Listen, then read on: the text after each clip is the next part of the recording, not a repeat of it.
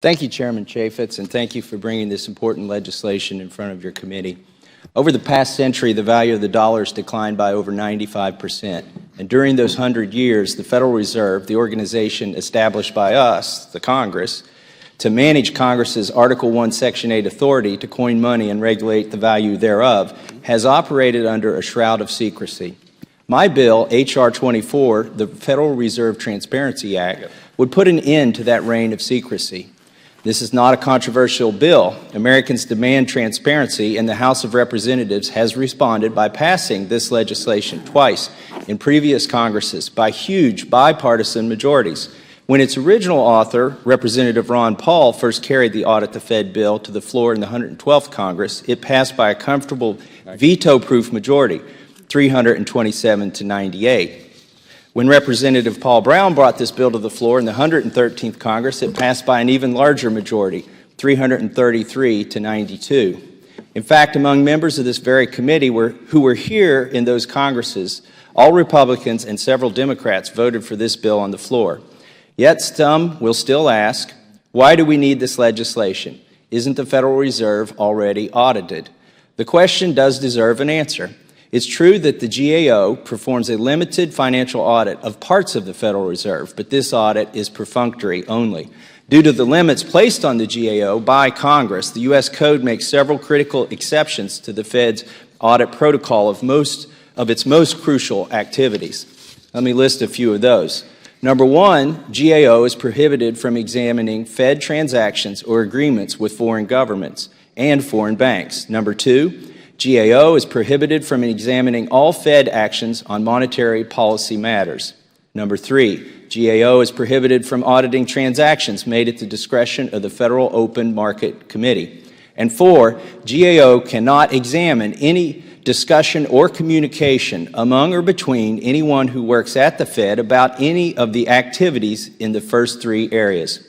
When these restrictions were originally added in the 1970s, GAO themselves testified that they, quote, could not see how they could satisfactorily audit the Federal Reserve System without the authority to examine the largest single category of the financial transactions and assets that it has, unquote.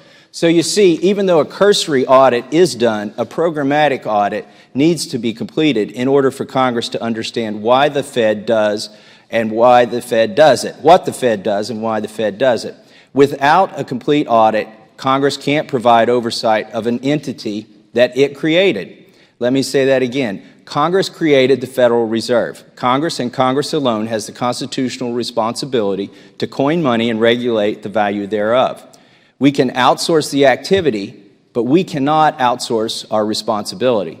This brings me to the other question I frequently hear, which is, won't a full audit compromise the Fed's independence? Well, the answer is that without a full audit that includes the decision-making process, how can we know that the Fed is acting independently of, for instance, the executive branch? After all, the Fed's charter is not to be a second Treasury Department. How can we know that the Fed is operating independently of big bank CEOs and Wall Street? Given the revolving door of managers between the Fed, the Treasury, and Wall Street, the opportunity for outside pressure and conflicts of interest abound at the Fed. Only a full audit can demonstrate that the Fed makes decisions independently of the political whims of the president and independently of the profit goals of commercial banks. An organization entrusted with daily decisions that affect the value of Americans' paychecks and the value of their retirement savings. An organization whose mission has morphed into facilitating the bailout of foreign banks. This is an organization that requires a full audit and full oversight of the elected body that created it. I want to thank you, Chairman Chaffetz, for your leadership on this issue throughout the years and for including this bill as part of this hearing. I also want to note that our President expressed support for this bill during the campaign, and I urge my colleagues to support the bipartisan Federal Reserve Transparency Act so that Americans can receive the transparency they deserve. And I yield back the balance of my time. Gentlemen,